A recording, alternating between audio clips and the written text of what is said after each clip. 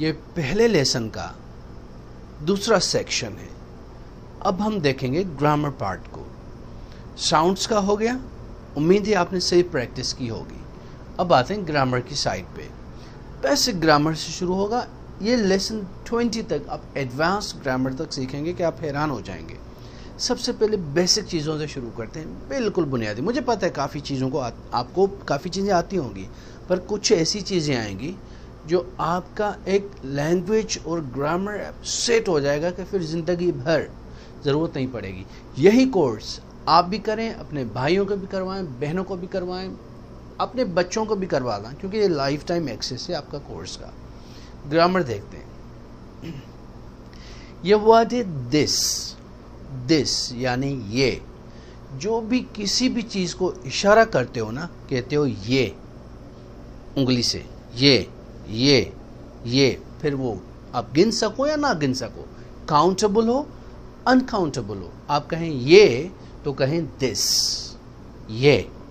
ये मेरा भाई है, दिस इज माई ब्रदर। ये मेरा कमरा है, दिस इज माई रूम। ये मेरा पॉइंटर है, दिस इज माई पॉइंटर। तो दिस कोई भी चीज करीब हो, एक हो, फिर वो आप गिन सको या ना गिन सको, वन हो या अनकाउंटेबल हो, पर एक हो, तो आप कहेंगे दिस यानी ये। दिस इज गुड, ये अच्छा है। अब जो भी चीज़ हो जो अच्छी है, जिस पे इशारा कर रहे हो, ये अच्छा है। या भले वो आप तस्वुर में है कि हाँ ये बात अच्छी है, तो आप दिस इज गुड, कुछ भी आपने कहा आप कह सकते हो this is good. This is water, ये पानी है, दिस इज वाटर, ये पानी है। दिस इज ऑयल, ये तेल है। दिस इज माई रूम, ये मेरा कमरा है। दिस इज नॉट फेयर, ये फेयर नहीं है। अब नॉट लगाओगे तो नेगेटिव हो जाएगा। दिस इज लाइफ, ये जिंदगी है। दिस इज हैप्पीनेस, ये खुशी है। दिस इज माई फूड, ये मेरा फूड है। दिस यानी ये। और अगर सवाल करना हो तो व्हाट इज दिस, ये हम आगे डिटेल में पढ़ेंगे कि ये क्वेश्चन कैसे होता है, ये नेगेटिव कैसे होते हैं। पर पहले इस सेक्शन में, इस स्लाइड पे एक चीज समझ जाएं कि जो एक चीज हो और आपके करीब हो, आप कहोगे this is good, this is bad. This यानी ये। एक चीज करीब हो तो आप कहोगे दिस, यही चीज दूर होगी तो आप कहोगे दैट। यही चीज ज्यादा होंगी, 2-4 होंगी तो कहोगे दीज, और यही 2-4 दूर होंगी तो आप कहोगे दोज, वो वाले। ये अब 1 बाय 1 पढ़ते हैं। दिस समझ में आया। अब देखो दैट, दूर है, जहाज है, पहाड़ी है, बंदा है। दैट इज माई ब्रदर, वो मेरा भाई है। किसी ने कोई अच्छी बात की, आप कहो दैट्स ग्रेट, अच्छी बात है आपकी। दैट यानी आप उसी की तरफ इशारा कर रहे हो। देयर इज अ बर्ड, वो परिंदा है। देयर इज अ माउंटेन, वो पहाड़ है। दैट्स माई हाउस, वो मेरा घर है, वो मेरी गाड़ी है। दैट्स माई कार, दूर हो एक हो, दैट। करीब हो एक हो, दिस। एक चीज के लिए सिंगुलर हो, गिन सको या ना गिन सको, आप कहोगे दिस करीब, दैट दूर। लुक एट दैट, वो देख, that's good, that's not fair. ये बात जो आपने की तो आप इशारा कर रहे हो उसकी तरफ, सही नहीं की, अच्छी बात नहीं है। That's not fair, that's great, that's good. अब दैट उस सेंस में भी लगा सकते हो या इशारा करो, वो बंदा देख रहे हो, look at that man, that. तो आप दैट यूज करते हो दूर के लिए एक चीज। दीज यूज होता है या दोज यूज होता है जो ज्यादा हो। दीज हो, कुछ चीजें हो जो करीब हो आपके। दीज आर माई बुक्स, ये मेरी बुक्स हैं, और दीज के साथ आर लगेगा। दीज आर चेयर्स, ये कुर्सियां हैं। दीज आर फिंगर्स, ये उंगलियां हैं, ठीक है। दीज आर ईयर्स, ये कान है, ठीक है। दीज आर आईज, ये आंखें। जो दो हों या दो से ज्यादा करीब तो दीज लगाओगे। दीज करीब हो और ज्यादा हो। These are chairs, these are my books, these are tables, these are fingers, these are nails, ठीक है। these are nostrils, these are eyes, these are ears, these are teeth. तो जो ज़्यादा हो these, यही चीज़ दूर होगी तो आप कहेंगे those, वो परिंदे हैं, those are birds, those are mountains, वो पहाड़ी हैं, those are houses, वो घर हैं, those are trees, वो दरख्त हैं, those are boys, वो लड़के हैं, those are girls, वो लड़कियां हैं, those are windows, वो खिड़कियां हैं, those are doors, वो दरवाजे हैं, those are bicycles, those are bikes, those are trikes, जो ट्राइसिकल बच्चों की होती हैं. तो those जो चीज़ें ज़्यादा दूर हों तो those लगाओगे, these जो ज़्यादा करीब हैं तो these लगाएंगे. पर दूसरे जुमले में आप those these नहीं कहोगे. मिसाल के तौर पे those are birds, they are small. तो दूसरे सेंटेंस में आप they लगाओगे. those बार बार नहीं कहोगे. these बार बार नहीं कहोगे. पहले जुमले में these कहें या those कहें. सेकंड सेंटेंस में आप कहोगे they are beautiful. these are chairs, they are wooden है, लकड़ी की हैं. these are chairs, they are white, बड़ी हैं, कुशादी हैं. these are chairs, they are expensive. दूसरे जुमले में they लगाओगे, पहले में these. वैसे ही those are birds, वो परिंदे हैं, they are flying. Bar bar those नहीं कहोगे, दूसरी बार they कहोगे. ये ज़हन में रख लें कि एक चीज़ this, एक चीज़ दूर that, दो या दो से ज़्यादा करीब these, दो या दो से ज़्यादा दूर those. इनको कहते हैं डेमोन्स्ट्रेटिव प्रोनाउंस या डेमोन्स्ट्रेटिव एडजेक्टिव्स. ये इशारे के लिए हम यूज़ करते हैं. जब किसी की चीज़ की तरफ इशारा करेंगे तो हम यूज़ करेंगे. एक होगी तो this करीब, एक होगी दूर तो that, ज़्यादा करीब होंगी तो these, ज़्यादा दूर होंगी तो those. ये चार याद कर लें. और क्या करें, अब जो एक्सरसाइज आएगी इसके बाद, वीडियो देखने के बाद, उसमें आप देखें कि यहाँ this लगाना है, that लगाना है, these लगाना है या those लगाना है. पक्का हो जाए ना, फिर आगे बढ़िएगा. ऐसे नहीं कि बस देखते जाओ. तो this एक करीब, that एक दूर, these ज़्यादा करीब, those ज़्यादा दूर. ये तो समझ में आ गया. this, that, these. अब एक के लिए हम लगाते हैं a और an.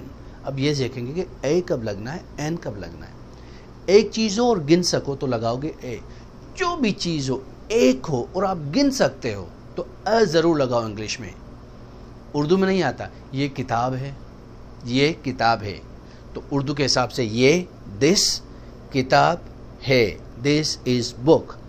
उर्दू के हिसाब से तो ये तीन है, पर इंग्लिश में अगर बुक एक है तो अ ज़रूर लगाएं, नहीं तो वो जुमला गलत हो जाएगा, क्योंकि इंग्लिश की ग्रामर डिफरेंट है. तो आप कहोगे this is a book, this is a book, this is a man, this is a room. एक चीज़ हो ना तो अ भूल जाओगे तो जुमला गलत ही हो जाएगा, मत भूलें. A cat, a man, a dog, a room. अगर यही चीज़ मैन, कैट किसी वॉल से शुरू हो रही है, हुरूफ इल्ला, वॉल AEIOU, इनसे शुरू हो रही है, तो अ की जगह एन लगा दें बस. अगर यहाँ वॉल है और साउंड भी अलिफ का है तो एन लगा दें. An apple, this is an apple, this is an apple. Connect भी करना है ना, दिस इज एन एप्पल. जैसे आप सीख कर आए प्रीवियस सेक्शन में कि कॉन्सोनेंट वॉल मिल जाता है. This is an apple, this is an apple. An apple अलग-अलग नहीं पढ़ेंगे, पर जब एक चीज़ आएगी और वॉल से शुरू होगी तो एन लगाएंगे. An apple. An easy lesson, an easy lesson, an easy lesson. क्योंकि ईजी ई से शुरू हुआ और बाद में नाउन है लेसन, तो आप एन लगाओगे. तो ये समझ में आ गया आपको, बेसिक चीज़ें समझ में आई. एन लगेगा जब कोई भी वॉल से वर्ड शुरू होगा और एक चीज़ होगी. Apple, an apple. Orange, an orange. Egg, an egg. Umbrella, an umbrella. Honest man, H से शुरू हो रहा है पर साउंड अलिफ का है तो an honest, an honest man. Honest नहीं है, ऑनेस्ट है तो आप कहोगे एन ऑनेस्ट मैन। क्यों लगाया एन जबकि एच से शुरू हो रहा है? एच तो वॉल नहीं है, हम एच को नहीं देख रहे, हम देख रहे हैं साउंड को। साउंड ओ से शुरू हो रहा है, एलिफ से, ऑनेस्ट।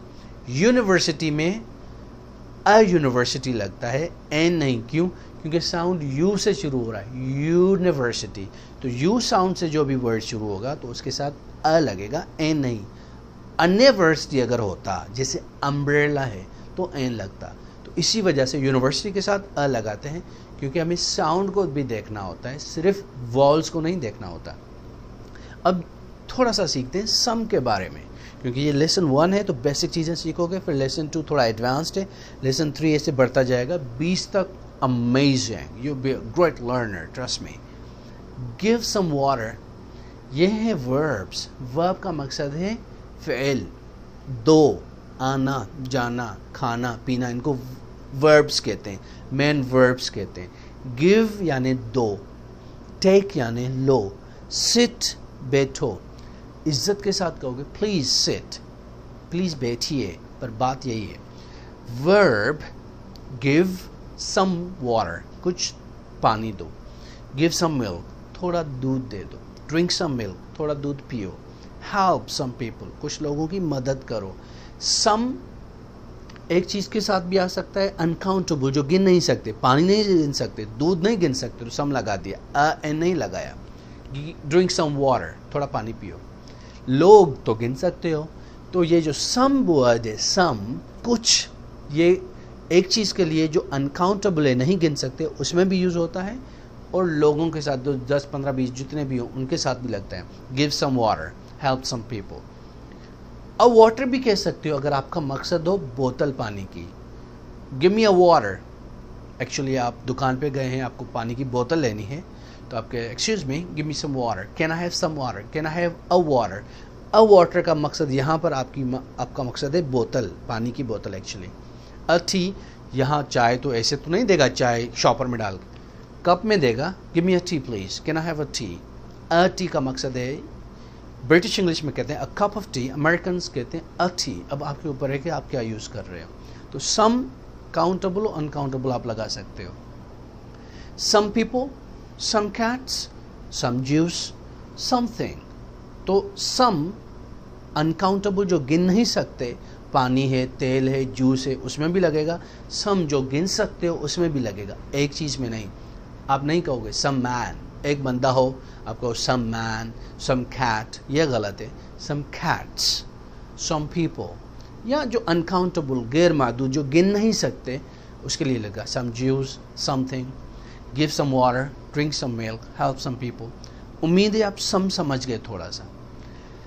अब यहाँ देखते हैं कि कमरे है, एक कमरा है, कमरे में 2 कुर्सियाँ हैं। आप इंग्लिश में ऐसे तो नहीं कहेंगे 2 चेयर्स इन द रूम, ऐसे तो गलत हो जाएगा। 2 चेयर्स इन द रूम, 2 कुर्सियाँ कमरे में। है कहाँ गया? कमरे में 2 कुर्सियाँ हैं, कमरे में एक टीचर है कहाँ गया? तो आप क्या करते हो, एक्सप्लीटिव, ये वर्ड देयर मीनिंगलेस है, एक्सप्लीटिव है, सब्जेक्ट की जगह यूज़ होता है। तो आप देयर इज़ एक चीज़ के लिए और देयर आर ज़्यादा के लिए यूज़ करते हो। देयर इज़ 1 के लिए, देयर आर ज़्यादा के लिए। For example, there is a book, there are 2 chairs. एक है तो अ बुक इज़ के साथ, आर है तो चेयर्स, एस भी लगेगा क्योंकि ये प्लूरल है। There are 2 chairs, there are some people, there are some boys, there are some girls, there are some students in the class. There is एक चीज़ के लिए, there is a teacher inside, there is a guest, एक मेहमान है। There are 4 rooms in my house, मेरे घर में 4 कमरे हैं। There are 2 toilets in my room, in my house, मेरे घर में 2 टॉयलेट्स हैं। तो एक चीज़ के लिए देयर इज़, ज़्यादा के लिए देयर आर। प्लस कहाँ पर है, तो ये प्रपोजिशनल फ्रेजेस हैं जो यूज़ कर सकते हो। टेबल पर, देयर इज़ अ बुक, कहाँ पर? On the table, under the table, near the table, beside the table, behind the table, कहाँ है? तो आप ये वर्ड्स यूज़ कर सकते हो। There is the bird on the roof, छत पे एक परिंदा है। There is a parrot into the tree, दरख्त में, या इन द ट्री, दरख्त में एक तोता है, पैरट है। तो आप कहाँ पर है, इसको प्रीपोजिशनल फ्रेज कहते हैं जो प्लेस दिखाता है, कहाँ पर है ये चीज़, इन है, ऑन है, किसके ऊपर है, किसके नीचे, near the window, beside the tree.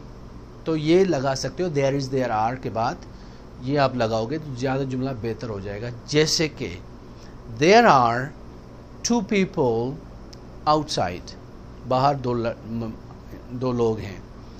There is a car at the door, दरवाजे पे एक गाड़ी है।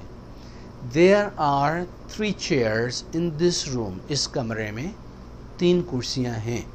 तो देयर इज़ देयर आर के बाद ही जुमला बनेगा आपका, ये ज़हन में रख लें। नेगेटिव करना है तो नॉट लगाओगे, there is not any book, पर आप फिर एनी भी लगाओगे extra there is there are के साथ अगर नेगेटिव जुमला है तो। There isn't any book, there aren't any chairs. Is not को इज़ंट पढ़ते हैं स्पोकन इंग्लिश में, आर नॉट को आर्ट पढ़ते हैं स्पोकन। जब स्पोकन इंग्लिश हो तो इज़ नॉट ना कहें, आप कहें isn't, there isn't any book, there isn't, isn't, isn't, isn't, there isn't any book, there isn't a boy, there isn't any man inside, there isn't, there aren't any students inside, there aren't any girls inside, there aren't any chairs in the room, there aren't any potatoes, there aren't any apples in the fridge, there aren't anything inside, यानी कुछ भी नहीं है। जब आपको चीज़ कहनी हो ना, there isn't anything inside the room, कमरे में कुछ भी नहीं है, तो आर लगाओगे प्लूरल के लिए, इज लगाओगे सिंगुलर के लिए, ये ज़हन में रख लें।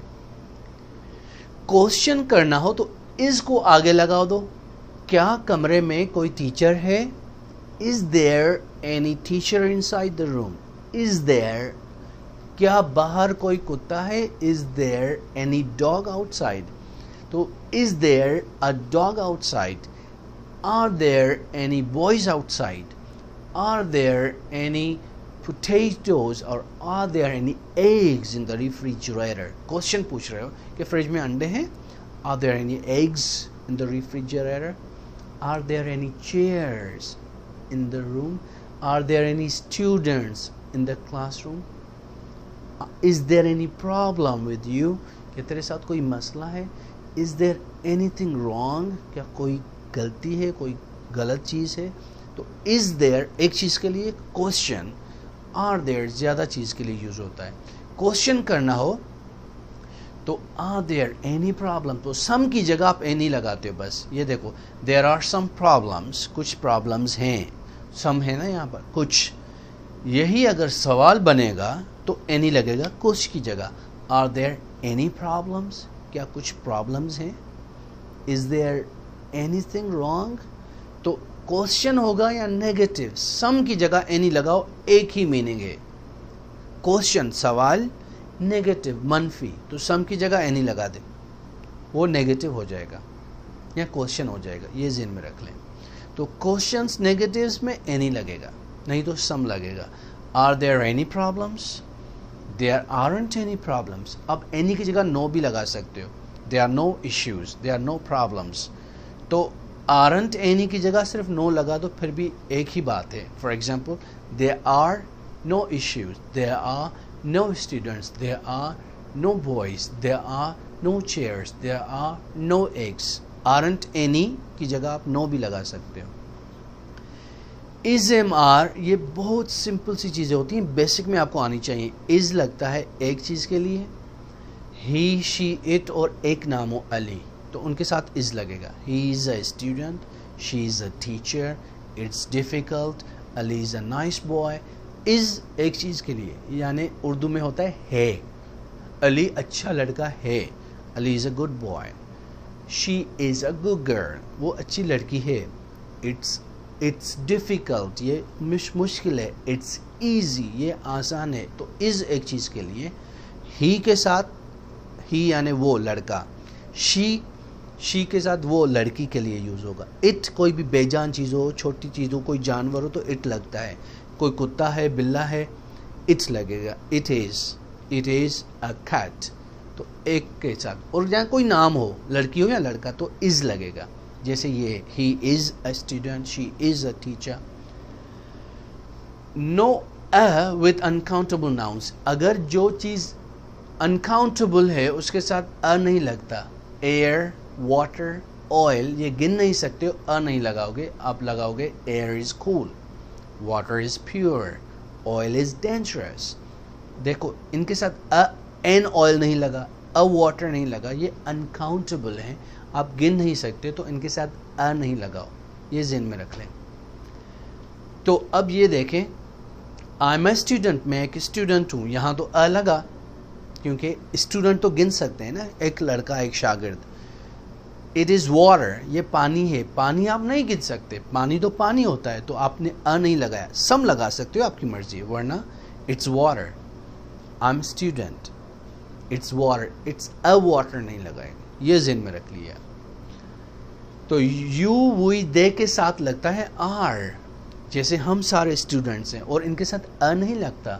We are students, we are students, they are students, you are students, तो आर लगेगा जो ज़्यादा हो और उनके साथ अ नहीं लगेगा। No a when are is used.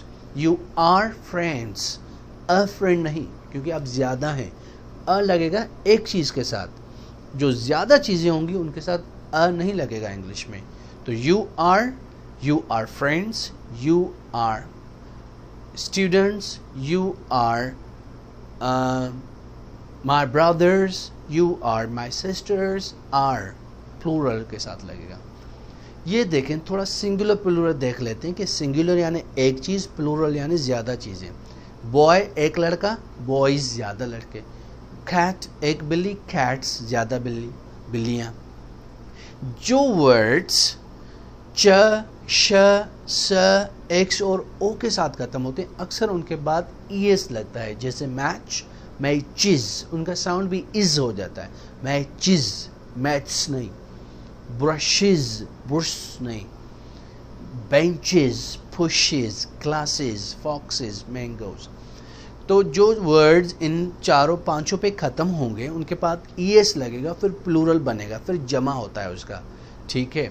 Boy का तो बॉयज़ हुआ, मैच का मैचिज हुआ, ईएस एक्स्ट्रा लगी, क्यों? क्योंकि च के साथ लफ्ज़ ख़त्म हो रहा है। ये रूल ज़रा याद कीजिएगा, आगे काम आना है आपने, ये ज़हन में रख लें। ये जो शॉर्ट फॉर्म्स होते हैं ये स्पोकन इंग्लिश के होते हैं। जब भी हम इंग्लिश बोलते हैं तो हम शॉर्ट फॉर्म्स में बोलते हैं, और जब भी इंग्लिश हम लिखते हैं तो हम फुल फॉर्म्स में लिखते हैं। ये रिटन इंग्लिश है, ये स्पोकन इंग्लिश है। For example, I am, we are, you are, he is, she is, it is, they are.